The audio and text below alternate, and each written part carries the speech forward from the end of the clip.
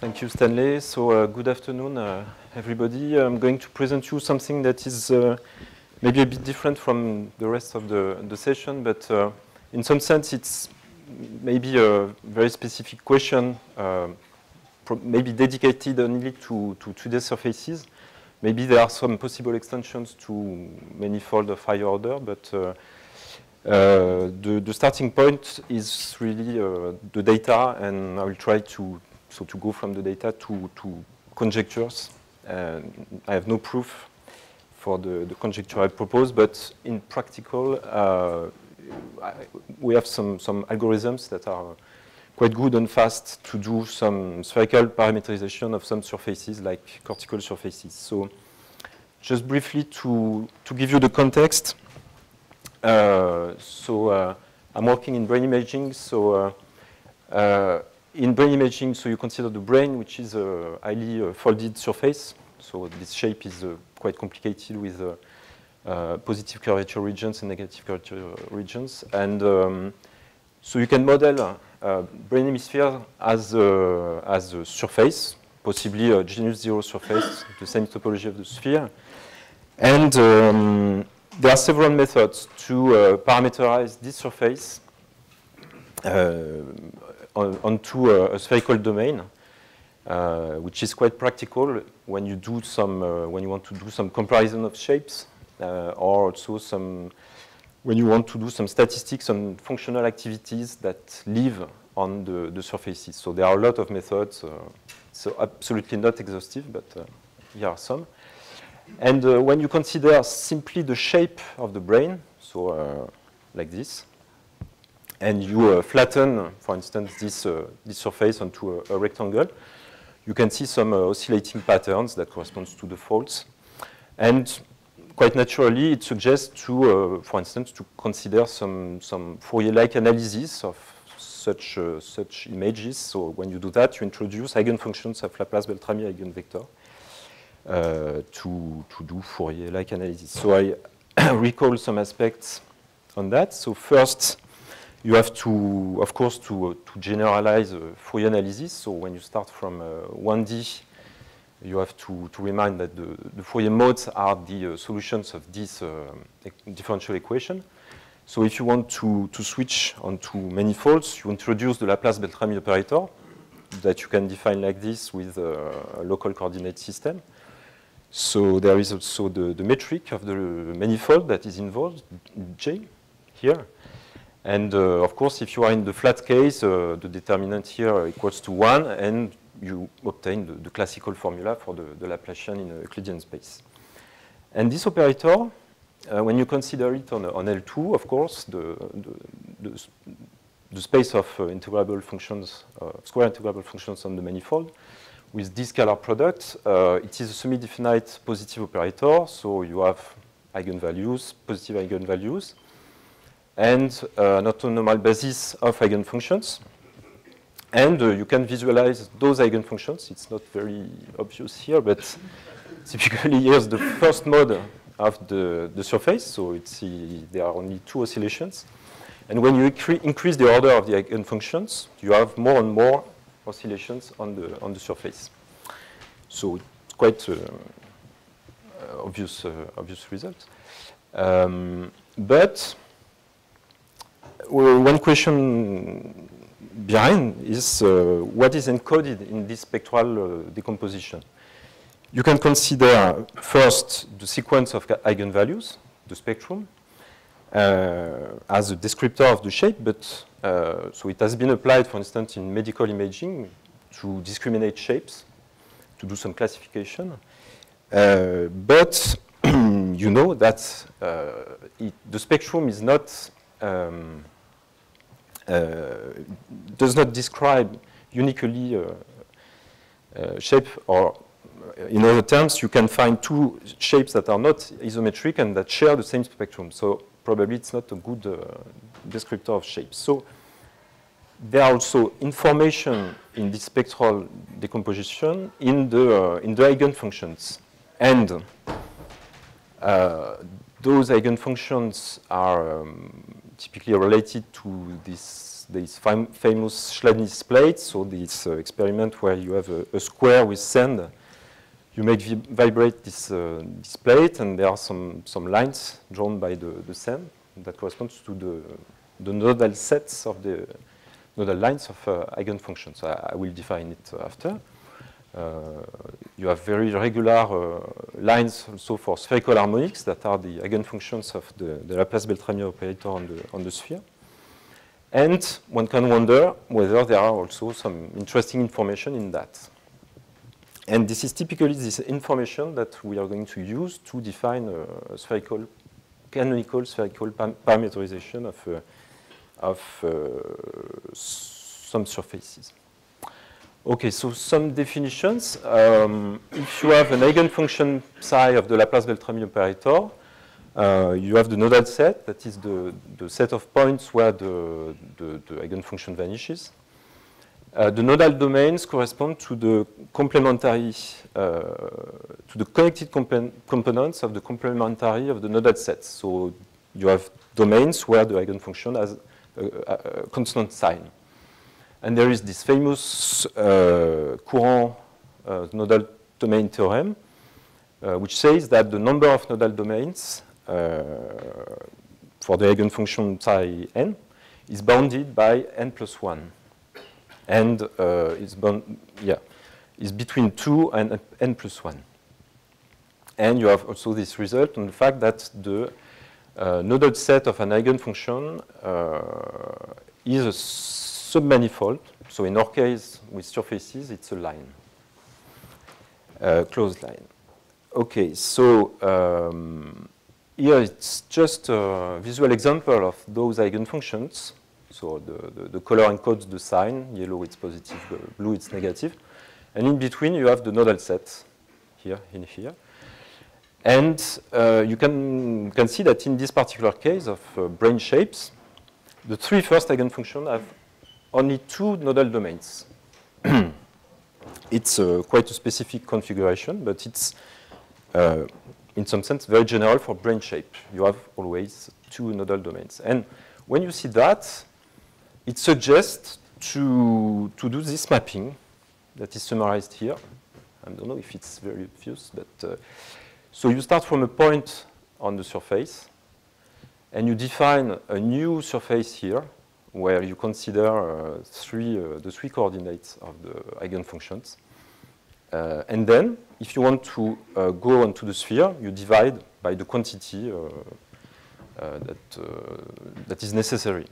So of course, if you do that, you have to guarantee that this quantity does not vanish. And at the moment, I have no proof of that. So it means that you have to prove that you cannot have three nodal sets that cross at the same point. Okay, and this there is a conjecture behind that says this mapping is a C-infinite diffeomorphism. So it's obvious that you have a C-infinite map because the eigenfunctions are C-infinite, but you have to see that you can define inverse the bijection, the inverse mapping. It's related to some works by Pierre Bérard 30 years ago. He proposed a similar embedding, but in Sn for n sufficiently large, and he was able to guarantee that this was a proper embedding. And here, in our case, n is supposed to be 3. Because, I forget an important point, because you have this condition, this topological condition on the nodal domains of the eigenfunctions that must be equal to 2. Of course, it's no more true if you consider a very elongated shape, like an ellipsoid, here, like this. In that case, you can easily show that or see that the eigenfunctions have 3 and 4 nodal domains, so they reach the upper bound of the Courant nodal theorem. And in that case, of course, you cannot define properly the previous mapping. Okay, so it's okay for the time. So our initial strategy was to prove that first we were able to define intersection point of nodal sets. So it was interesting in the sense that you can define like this 6 poles on the surface that can be that can correspond to 2 poles on the sphere.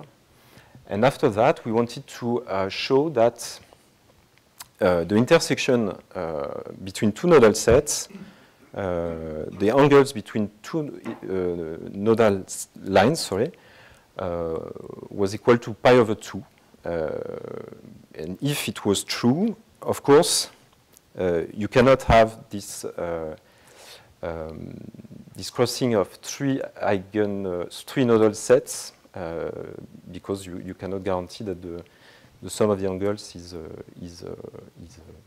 pi. It's not very clear, but I can do a simple drawing after if you want. And we had some good hopes because there was some results known for auto-intersection of nodal sets in this paper, but it was for nodal sets of one given eigenfunction. Here we consider 2 eigenfunctions, and we wanted to see how was the behavior for the coupled eigenfunctions. Okay, so the first proof we have is quite obvious. It's in the same spirit as the proof for the coherent nodal theorem. So by contradiction, if you assume that the nodal lines do not cross, we can define 3 domains here. And by integrating psi and phi on this domain here, you can show that at the end you obtain a vanishing integral, which is a contradiction because on each domain here, the eigenfunction have a constant sign. Okay, but that's it for the real mathematical proofs. And if it remains some time, I can show an interesting flow that was in the initial manuscripts. I have to thank the reviewers for pointing that, because our idea was to use this intermediate mapping between the surface M and the surface defined by this mapping. And we wanted to compute the Laplacian of the coordinates. So because you know that when you do that, you obtain the mean curvature of the shape multiplied by normal locally. And in the same time, okay, we were happy because the Laplacian of this mapping could be simply rewritten like this because we have eigenfunctions here. But of course, it's trivially false because you have 2 different Laplacian in that case, and the proof we proposed was, of course, completely false. But nevertheless, this mistake lead to a possible second conjecture if this conjecture is not some sort of overfitting on brane surfaces. We observe numerically that the intermediate surface defined by this mapping, so the surface previously shown here in between, this surface has a constant mean curvature, which is an interesting result that maybe could lead to the initial conjecture that you have a diffeomorphism to the sphere. Okay, and I can show now some numerical results that are maybe not anecdotic, but are maybe interesting for practical aspects. So we tested the approach on more than 100 meshes of cortical surfaces, so surfaces modeled by more than 100,000 points. It's possible to compute the eigenfunctions really fast. And experimentally, we observed that the nodal domains were exactly 2 for the 3 first eigenfunctions. About the diffeomorphic property, we quantify it by looking at each triangle before and after the mapping. And we simply looked at if there was a flip or not of the orientation of the triangles, which allowed to detect some problems in the mapping. So numerically, there are some triangles that are flipped, for instance, here on this picture, but it corresponds to very specific configuration where the mesh is not really well defined. And I don't think it's a problem for the conjecture. It's probably just a problem of numerical approximation. And here are some results of, let's say, reproducibility of the intersection points of the nodal sets. They are quite well defined in the 3D space, always approximately at the same place. It's possible also to compute the angle between the isolines. You can observe that the angle is not pi over 2. So our initial proposition about the angle between intersection was clearly false. But maybe there's a link between this angle and the local curvature where the intersection point cross. It's something to investigate, maybe. We have some result on the distortions. Of course, we cannot control distortions. We have angular distortions and length distortions. And it's clearly not so good as methods that precisely aim to reduce that sort of distortion. But okay.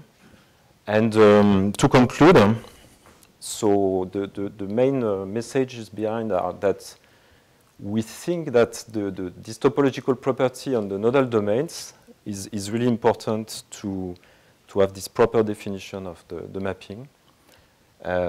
So of course it's a very specific case because in the, let's say, the shape of spaces, the shape that has this property of on the nodal domains is probably a very small subset, but nevertheless it can be useful, for instance, in brain imaging. We have also a fast method to do this spherical mapping, so it can be useful for initialization of other algorithms to have a better matching of shapes. And it could be interesting to try to maybe to extend that to higher dimensions. And I have to point a recent paper by Jonathan Bates on this question of embedding dimension of a surface thanks to the Laplace-Beltrami eigenfunctions. And so they have results depending on Ricci curvature, things like that. I don't remember precisely, but it can be related to the fact that, yeah, of course we could try to find some manifolds, some in dimension n, such as is it possible to find such manifolds such as the n+1 first eigenfunctions have two nodal domains? It's not guaranteed. And does it define a canonical diffeomorphism toward the sphere? So that's it, and thank you for your attention. Okay, thank you.